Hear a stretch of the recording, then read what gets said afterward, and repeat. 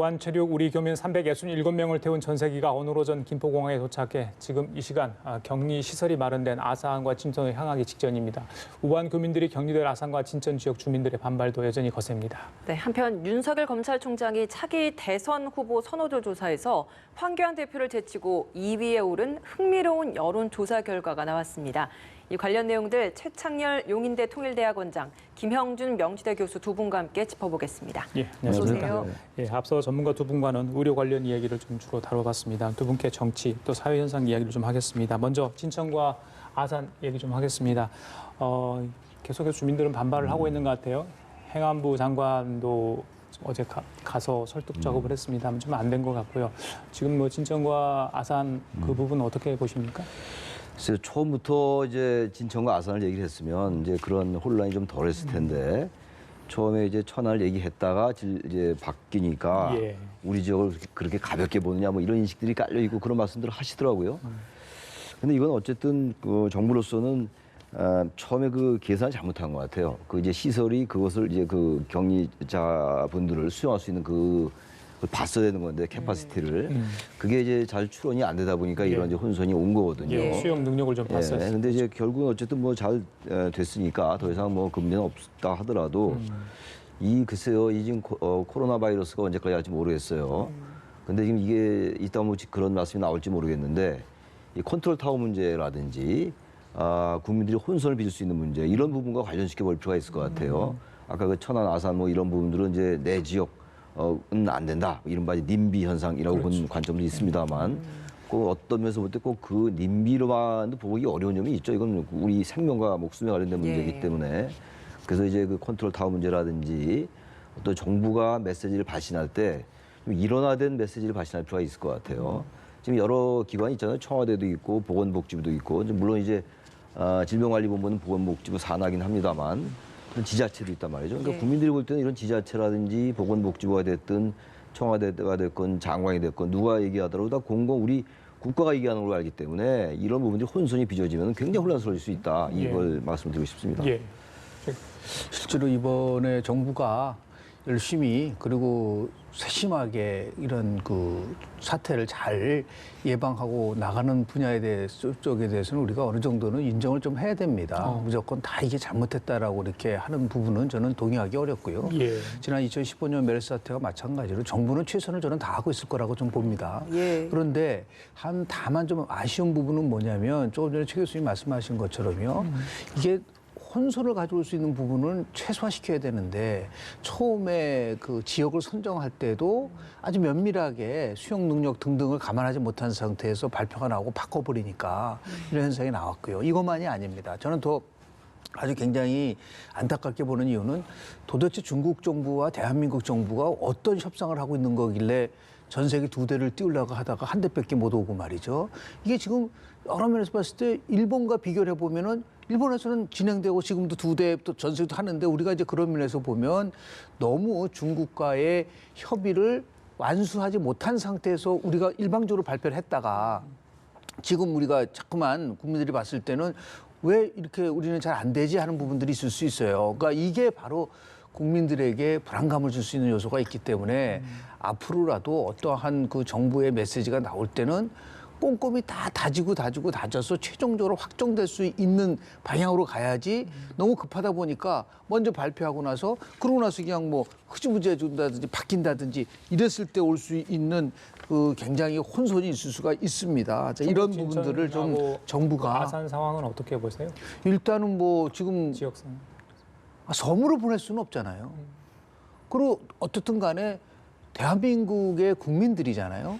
정부의 역할이란 거는 국민의 생명과 안전을 지키는 것을 최우선으로 한다고 한다면 이분은 믿고 따라야 되는데 저는 여기서 끝나서는 안 된다. 왜 아산 진천에 계신 분들이 걱정하는 거는 뭐냐면 잘못하다가는 잘못된 인식을 그 지역에 심어줄 수 있지 않습니까? 끝나고 나서도. 그래서 그 지역 경제가 어려워질 수 있다면 지자체를 포함해서 중앙정부가 이 두 지역을 전폭적으로 지원할 수 있는 프로그램도 같이 저는 발표를 해야 된다고 봅니다. 그리고 우리 국민들도 이번 이제 사태가 끝나고 나면 그쪽의 경제가 어렵다고 생각하면 좀 성숙하게 그 지역에 가서 관광도 하고 또 나가서 찾아주고 예. 이렇게 해야지만이 그쪽 지역에 있는 분들도 같이 함께 동참할 수 있는 부분들도 있지 않을까라는 생각을 좀 합니다. 알겠습니다. 예, 격리 시설이 위치한 충북 진천을 좀 연결을 해서 현재 상황을 들어봤습니다.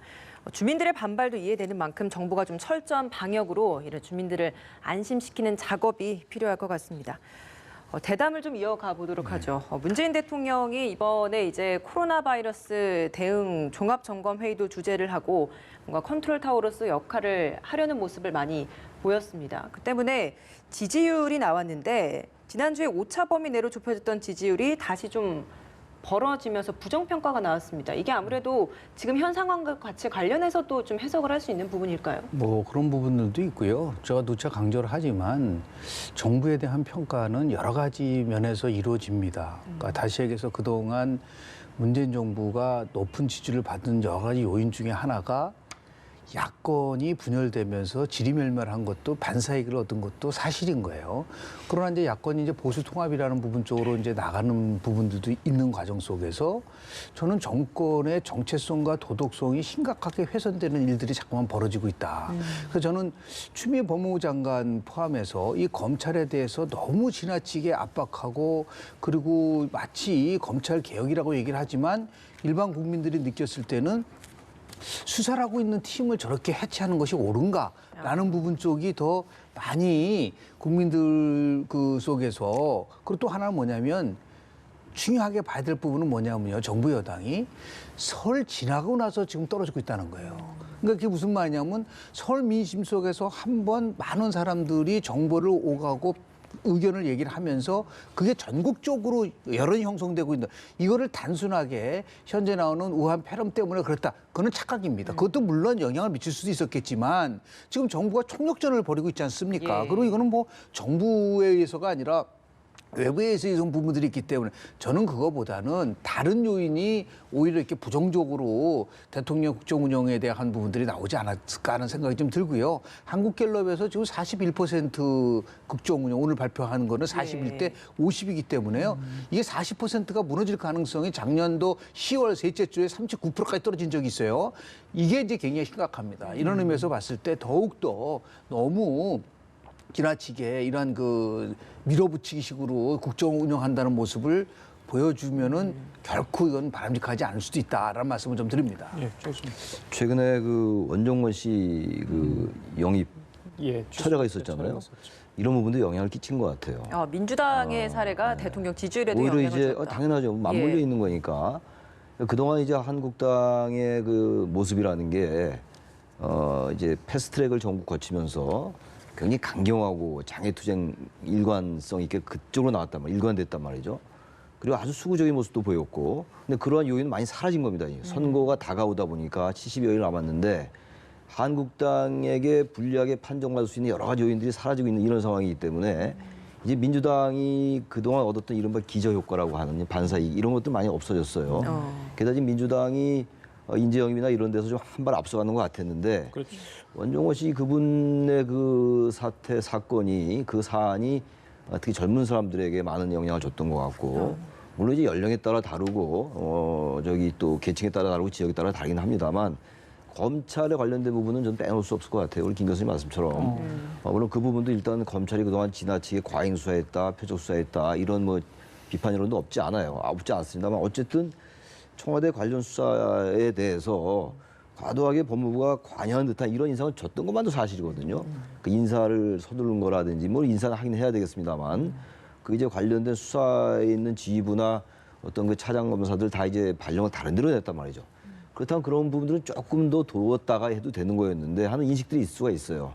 그러한 것들이 영향을 미치면서 또 이제 한국당도 보수 통합 움직임이 있으니까 보수 유권자나 중도 유권자들이 조금 보수 진영에 기대를 거는 부분도 있다. 그러니까 이런 게 같이 아우러져서 결과가 그렇게 나온 게 아니냐 이렇게 보여집니다. 예, 신종 코로나 바이러스 관련이 민심에 어떻게 좀 반영이 되느냐 그런 질문을 하면서 저희들이 들은 건데 그 한국당은 계속해서 지금 중국 교민, 그러니까 중국인들 입국 자체를 막아라 이렇게 하면서 민주당 쪽이나 여당 청와대 얘기를 계속 하고 있습니다. 오늘 이인영 원내대표는 이런 걸 정쟁에 이용하면 안 된다. 이런 문제는 이런 이야기를 했습니다. 오히려 일각에서는 지금 감염병 관련 법안들이 계속 국회에서 잠자고 있다고 합니다. 이런 거 빨리 2월 임시국회 열리면 좀 서둘러서 처리를 해서 국민들을 안심시키는 게 오히려 국회 여의도에서 할 일 아니냐 이런 지적이 많습니다. 2월 임시국회가 아니라 바로 원포인트 국회를 개헌해서라도 빨리 이 부분 처리해야죠. 그리고 지금 일본이 그렇게 하고 있습니까? 미국이 그렇게 하고 있습니까? 그리고 오늘 WHO 사무총장도 얘기를 했잖아요. 꼭 비상사태를 선포를 했지만 교역이라든지 이동 문제를 가지고 제한하는 것은 아니다라고 얘기를 하고 있기 때문에 그것을 우리만 단독으로 할 수가 있나요?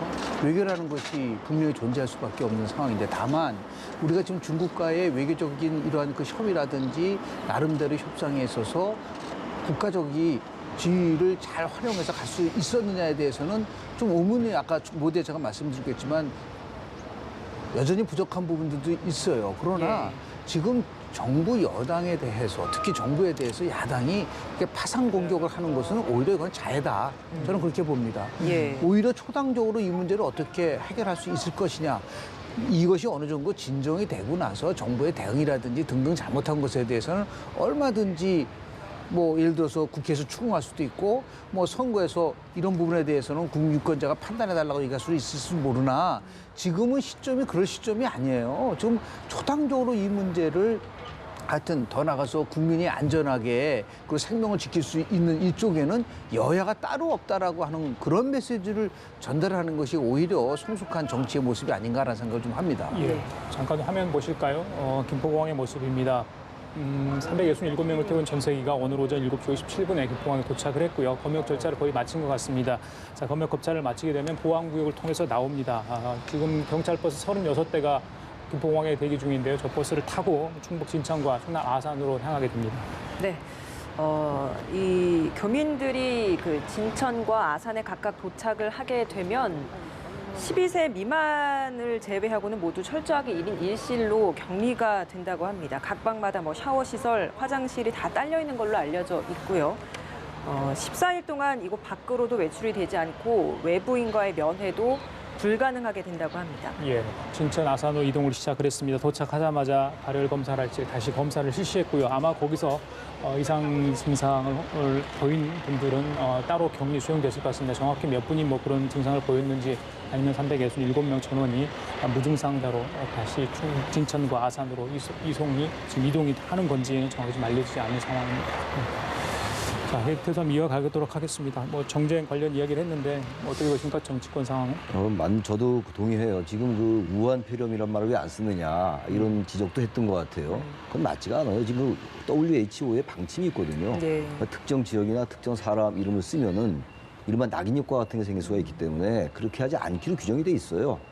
그래서 처음에 우한 폐렴이라고 했던 표기 자체가 잘못된 거였죠. 그래서 신종 코로나라고 하는 게 맞고 또 하나가 중국인들 전부 이제 입국 금지시켜라. 그것도 말이 안 되는 얘기예요.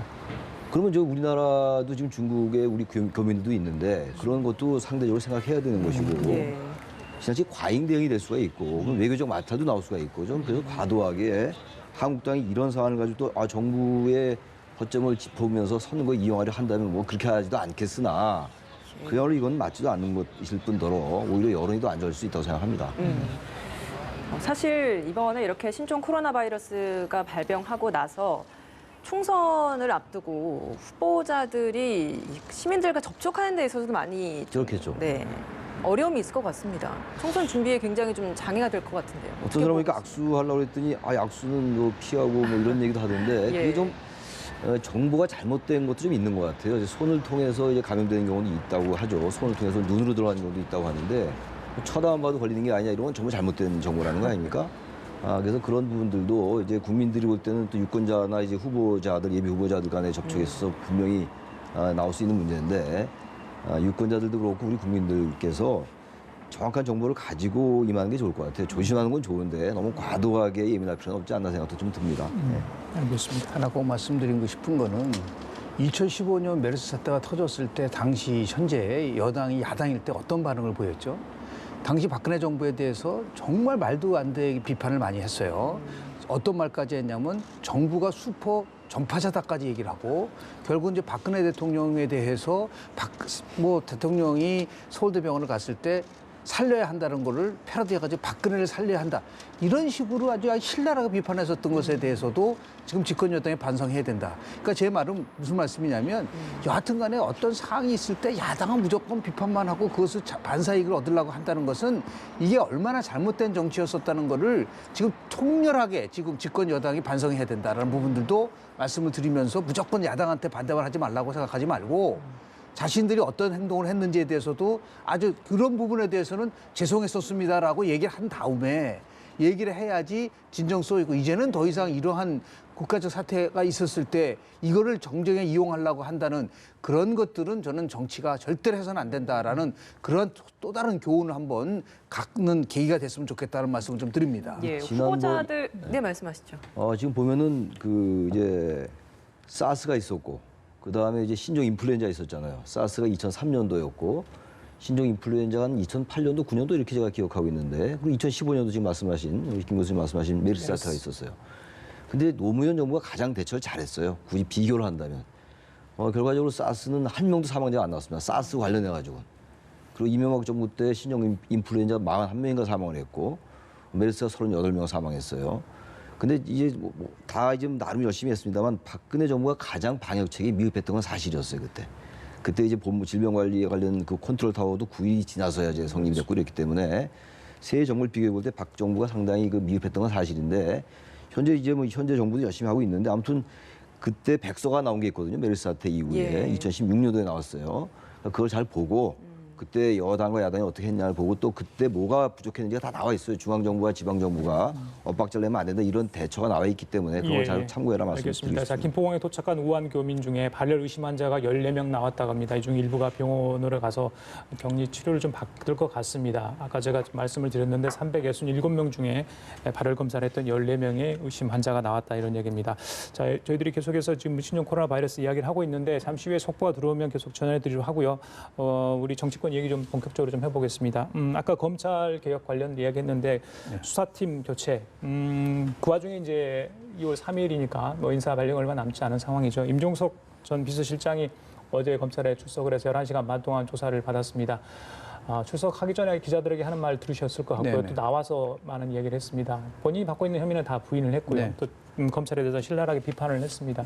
크게 두 가지를 지적을 하고 있는 것 같아요. 임종석 전 비서실장이. 첫째는 검찰이 정치를 하고 있는 것 같다. 수사가 아니라 그 정치를 하는 것 같다라는 그런 얘기를 하고 두 번째 얘기는 뭐 새로운 사실이 아니라 언론에 나와 있는 것을 확인하는 수준이었었다라는 얘기를 하고 이 부분에 대해서 명백하게 자신은 죄가 없다라는 얘기를 하고 있는데요. 일단은 하명 수사라든지 선거개입 의혹에 실은 최정점에 누가 있느냐라는 것도 관심이 있는 것이죠. 지금 청와대에 관련된 여러 비서관이 기소됐지만 결국은 그 당시의 비서실장 그리고 아직까지는 뭐 지금 문재인 대통령에 대한 얘기는 나오고 있지는 않지만 그래도 비서실장이 소환받았다는 것 자체가 저는 굉장히 나름대로 무겁게 받아들여야 된다고 저는 봅니다.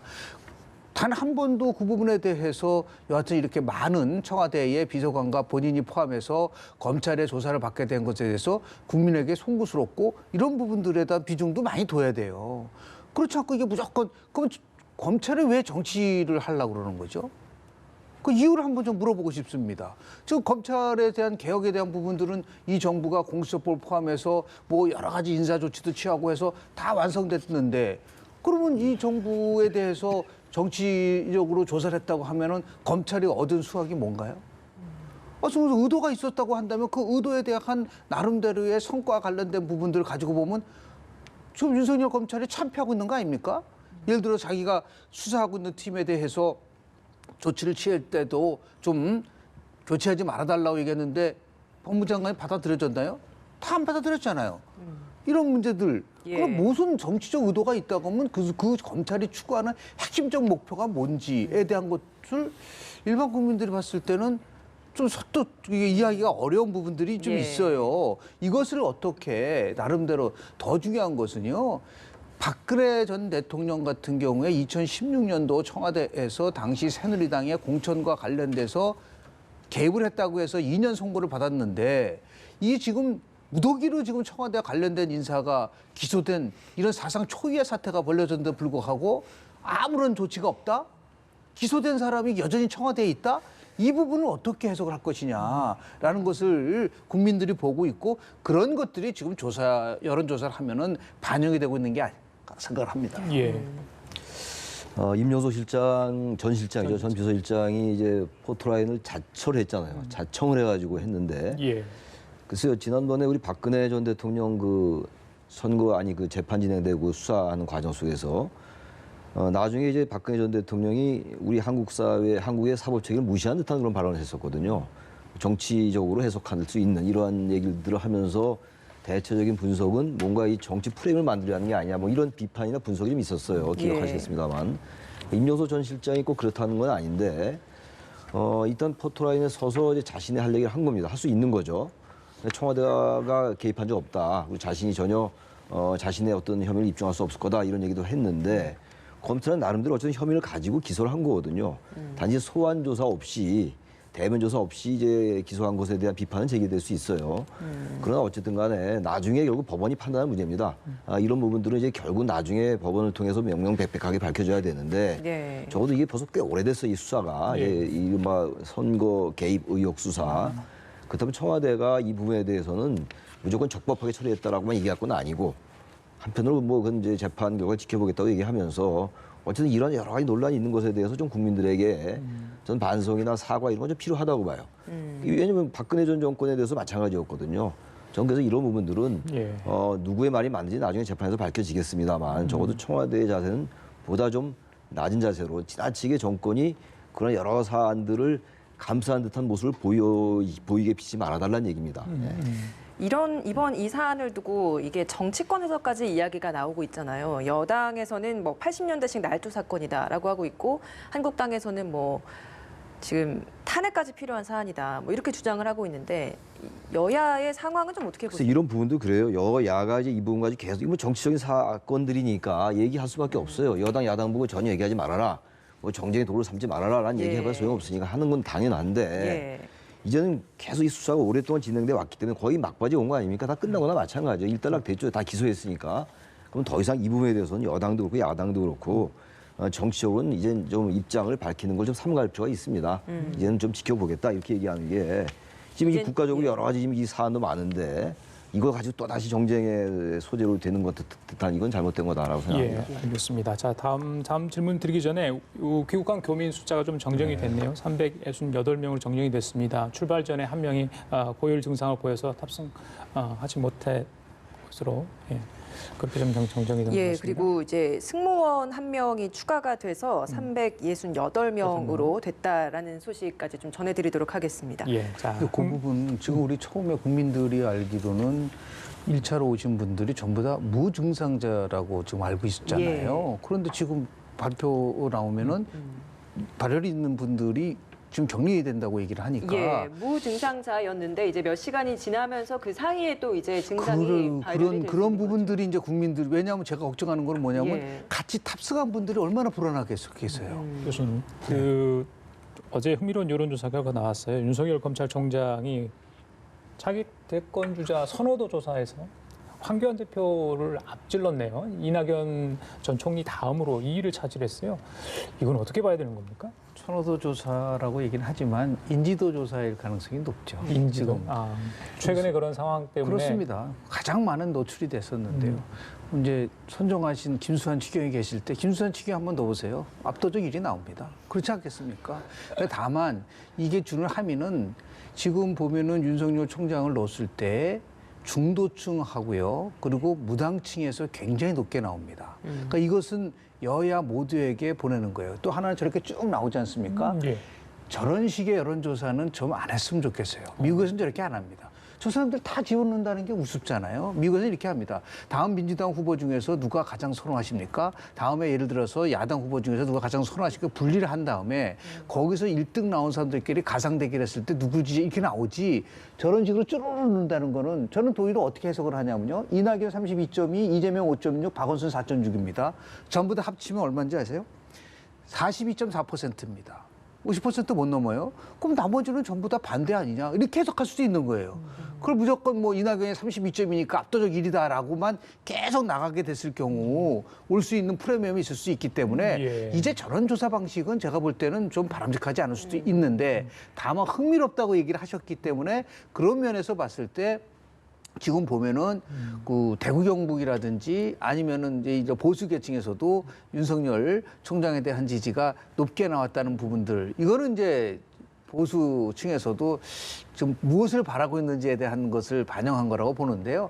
너무 지나치게 저렇게 크게 뭐 앞질렀다, 뭐 했다 이렇게 나오는 것에 대해서 정치인도 아니잖아요. 그럼 어떤 의심을 받냐면 또 이렇게 나오면 봐라 말이지 저렇게 검찰이 정치적 행동을 하니까 이익이 나오는 거 아니냐라고 나올 수도 있잖아요. 오르내리는 것 자체도 그렇게 이렇게 나오지 있다. 이렇게 또 오해를 할 수 있는 부분도 있기 때문에 저렇게 윤석열 총장을 집어넣어서 여론조사하는 방식에 대해서는 한번 재고를 할 필요가 있지 않을까라는 생각을 좀 합니다. 지난번에 어떤 여론조사 제가 기억은 정확하게 안 나는데 최근 얘기인데 이름을 물어보질 않고 이제 주관식이라고 그러죠, 그걸. 누가 제일 뭐 적합하다 보냐 해도 윤석열 총장이 1%가 나왔던 걸 제가 기억하거든요. 근데 저거 이제 집어넣은 거예요. 세계일보 리서치가 한 거죠. 맞습니다. 근데 이제 저 조사를 했던 기자도 깜짝 놀라더라고요. 윤석열 총장이 저렇게 나올 줄 몰랐다고.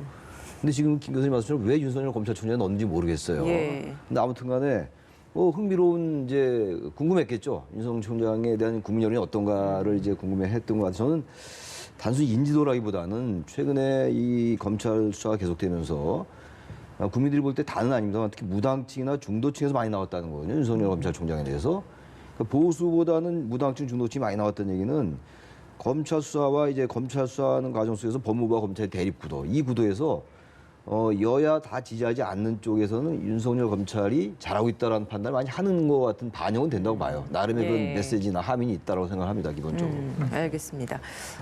바른미래당 이야기 좀 해보겠습니다. 안철수 전 대표 결국에는 바른미래당을 탈당을 하고 이제 독자 행보를 시작을 했는데 첫 행보를 시작을 했던 것이 프랑스 대사관을 방문을 했어요. 마크롱 대통령을 계속 이제 좀 벤치마킹한다고 해야 될까요? 뭐 그런 것 같은데 어떻게 보고 계십니까? 마크롱 대통령은 의석 하나도 없이 해서. 근데 지금 이제 하나 조금 다른 거는요.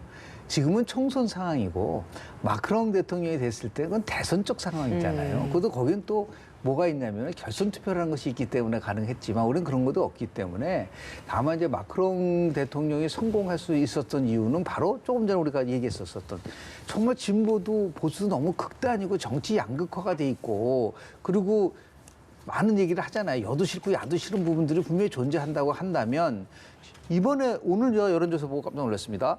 한국갤럽 조사에서 무려 무당층이 33%까지 나왔어요.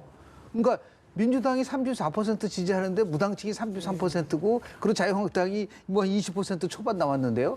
이렇게 무당층이 많아진다는 거는 정당 정치에 분명한 문제점이 있다는 것이 있기 때문에 그것을 어떻게 이제 안철수 전 대표가 잘 나름대로 자기가 우군화시킬 수 있느냐라고 하는 그런 그 숙제가 남았다고 저는 봅니다. 예. 짧게부터. 안철수 전 대표가 이건 마크롱 대통령한테 비교하고 전 되게 대단히 이건 논리 비약인 것 같아요. 앞서 잠깐 설명하셨습니다만 지금 너무 달라요. 지금 마크롱 대통령이 당선될 때가 지금 이 상황이. 그리고 안 전 대표가 물론 중도층의 수요가 있기 때문에 여전히 뭐 가능성이 있다 하더라도요. 최근에 보인 정치 행태를 볼 때는 뭐 협상하고 타협하는 부분이 대단히 부족해 보인단 말이죠. 좀 그래서 결론적으로 이제 지금 우리나라와 잘 맞지 않는 결선 투표 말씀도 하셨습니다만 예. 그 나라를 비교해서 내가 가능성이 있다고 하는 건 조금 궁색해 보이기도 한다 이런 말씀 좀 드리고 그래요. 싶습니다. 알겠습니다. 지금까지 최창렬 영인대 통일대학 원장, 김영준 명지대 교수 두 분과 함께했습니다. 말씀 감사합니다. 고맙습니다.